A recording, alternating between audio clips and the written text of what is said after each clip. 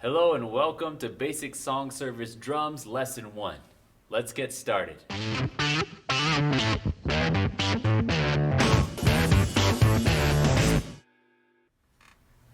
Alright, here we go. Your drum lesson number 1. I want to start out by saying this is one of the most exciting lessons that I like to give when teaching people music. Drums was the very first instrument I learned when I was about 4 or 5 years old. I remember grabbing a pair of sticks. We were there late after the service. Once the service ended, one of the last people to leave. And just as a little kid, I snuck up on the drums, and I remember just trying to play some stuff. And ever since that moment, I started really enjoying playing the drums, and it went on from there. So I'm really excited to teach you guys some drums. And hopefully this goes really well. It's very clear for you. But let's go. So first, as usual with the basic lesson, you want to talk about the posture. When it comes to, when you're playing a drum set, you want to have an upright posture. You never really want to slouch with anything you're playing. And make sure you sit nice and straight. You want to be able to sit as if you were kind of above the drums versus sitting inside the pocket of the drums. And so nice and tall, straight back, be in control of the set type of thing. So typically the way you would sit, this is typically for right-handed playing. If you're playing left-handed, just switch everything. But your right foot is going to go on your bass drum, and your left foot's going to go on your hi-hat pedal. So that way your legs are kind of creating a V with your snare drum kind of right in the middle. It's more or less the posture that you should have. When it comes to playing on your seat, some seats have a back. For me personally, and drummers I've been able to watch, they typically kind of sit at the edge of their seat a little bit. Some are kind of square right in the middle. Find the spot that's most comfortable with you. The only thing is that when it comes to using your feet, you need to be able to be a little bit loose. And so depending on how far back you sit can determine how mobile you are with your bass foot and your hi-hat foot. And so that's more or less the posture. So let's talk about the drum set or the drum kit. So basically the parts that we're going to start out with first, there's 3 parts, 3 pieces. Memorize the names of these. This is called your hi-hat. I like to refer to this as the part that keeps your tempo. Down here, this is your snare drum. And then, of course, on your foot, this is your bass drum, or also known as the kick. So outside of those pieces, you have your toms, the ones that are up here, up above, and then you'll have 1 or 2 or more floor toms, typically to your right. Then you have up on top, you'll have cymbals. Most of the time, these are known as crash cymbals because a lot of times you're going to crash them. Way off to my right here, this is called a ride cymbal. If you're playing something a little more groovy, something maybe slow, typically you would use your ride cymbal for that. Your ride cymbal is not a crash cymbal. You're not going to be pounding on your ride cymbal unless you're playing some hard rock music or something like that. But we're not doing that in this video. So that's pretty much the drum set. And so, as I mentioned, the primary pieces we're going to be practicing with for starters is the hi-hat, the snare drum, and your bass drum. Next, I want to go over your drum sticks. What I have here, this is a pair of, it's called 7A Zildjian dipsticks. And the reason why they're called dipsticks is there's this sticky coating here on the bottom half of the stick, and it just kind of gives you a little bit more grip. True story, when I started playing in song service when I was a teenager, I had a really bad habit of losing my sticks. And I remember there was one lady who would sit on the front row, and it kind of turned into a joke where she would pretend like she's dodging my sticks as they're flying out into the altar space.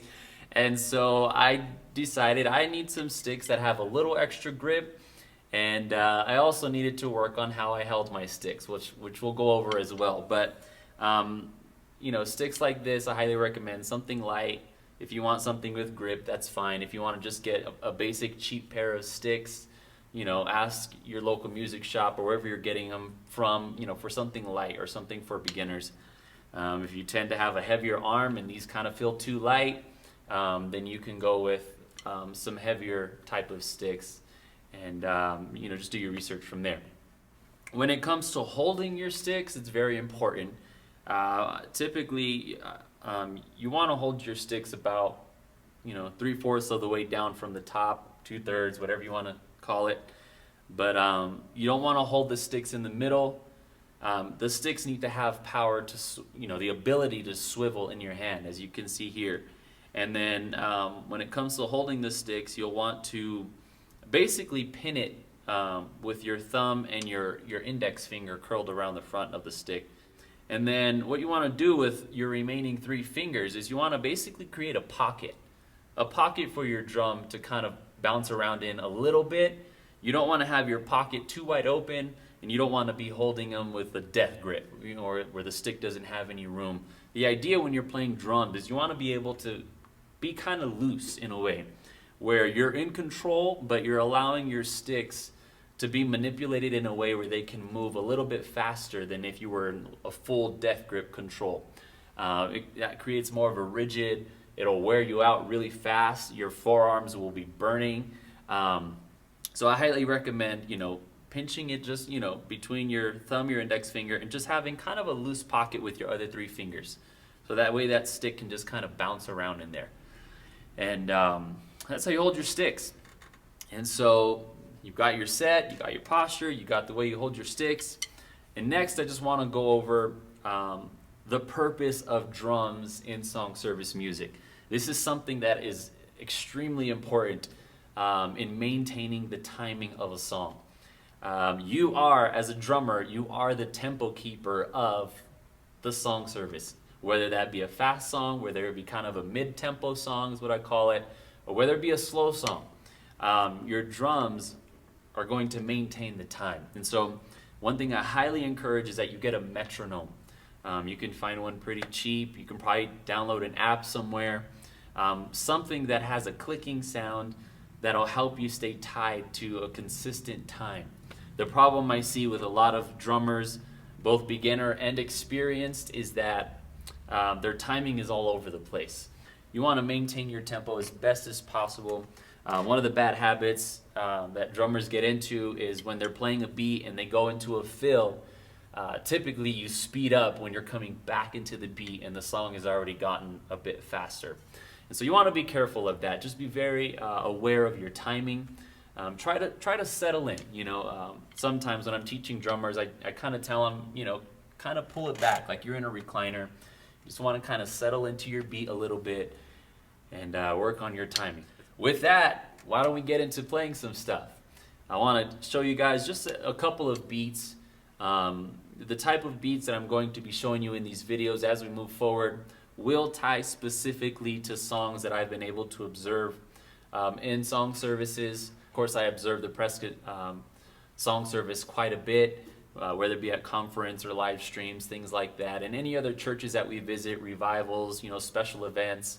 I'm always looking to see how do they do things, how are things played, and so I'm going to try to bring that to a condensed version as much as possible and show you the most common beats that are played to cover hopefully a wide variety of songs. Most of the songs that we play, they have what's called a time signature, or everything in music has a time signature. And so time signature is identified by a number value. So what happens with a lot of our songs is that they are played in a time signature. It's called 4/4.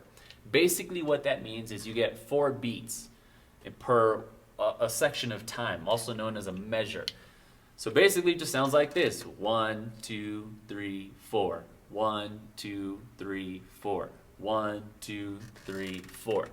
You'll notice that my timing didn't shift. It didn't go from slow to fast or from fast to slow. Your tempo should be maintained. Unless it's intentional that a song speeds up or a song slows down, you want to maintain your tempo. And so we're going to go with this basic 4 count for our first beat.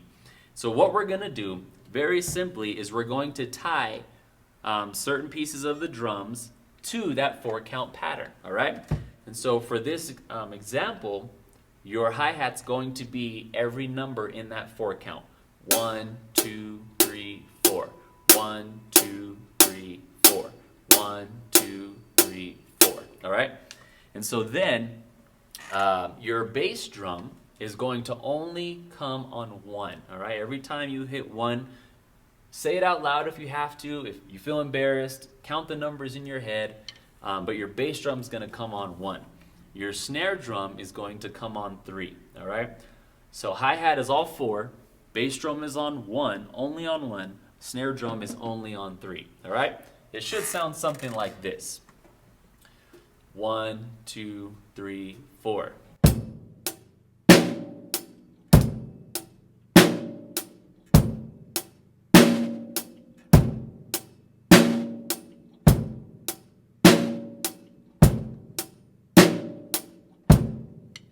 So try that as your first beat. Bass on 1, snare on 3, your hi-hat is all 4. All right? Practice that one a few times over. And as you get comfortable, move on to something a little more advanced. All right? So let's say you practice that a few times over, you're comfortable, try this next one. Same idea. Your hi-hat is all 4 beats, your snare is going to be on 3, but your bass drum is going to alternate on 1 and 2. And then the next 4 count, it'll just be on 1. Then the next 4 count, your bass drum will be on 1 and 2 again. And then the following 4 count, your bass will be back to just 1. All right? So it'll sound something like this.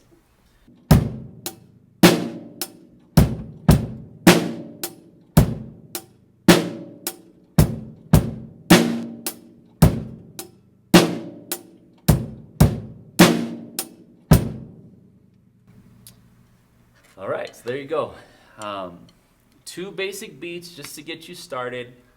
Get comfortable. Get comfortable isolating your hands. That's one of the challenging things about drums, is that you're doing something different with each appendage, basically. You know, your left hand, your right hand, your feet, they're all doing something different. And the more you advance in your drumming playing, the more complicated that can get. So it's good to practice separating those things right off the bat. Now, just to encourage you guys, you know, when you're barely starting off, your muscles, your brain are not used to isolating the way you do things. You know, you have your typical normal movements that you do from day to day. Your muscle memory is developed to recognize and to be able to do those functions on a daily basis. When you get onto a drum set, you got to kind of train your muscles to do certain things that they weren't comfortable with. So it's going to take a little bit of time at first. There will be times where you'll hit your bass and your snare drum at the same time. That happens a lot. When I'm teaching drummers, they'll bass and snare at the same exact time. And there are certain beats where that might happen, you know, intentionally. But, you know, slow it down. Don't be afraid to go super slow.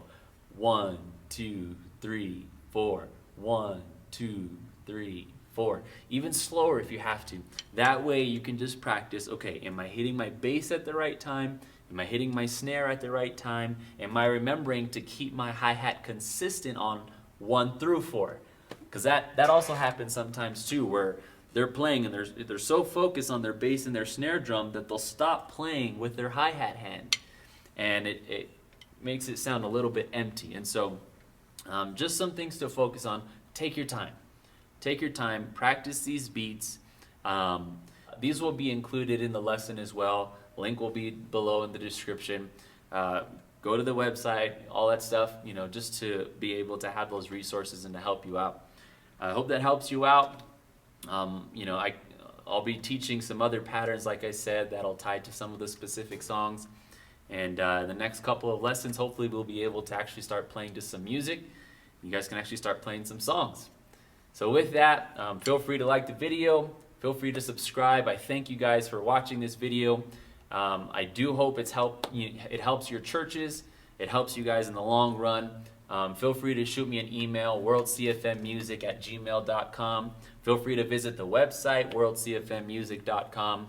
And if you have questions, if you have comments, you know, whatever, shoot it my way. But yeah, thanks for tuning in. We'll see you guys next time.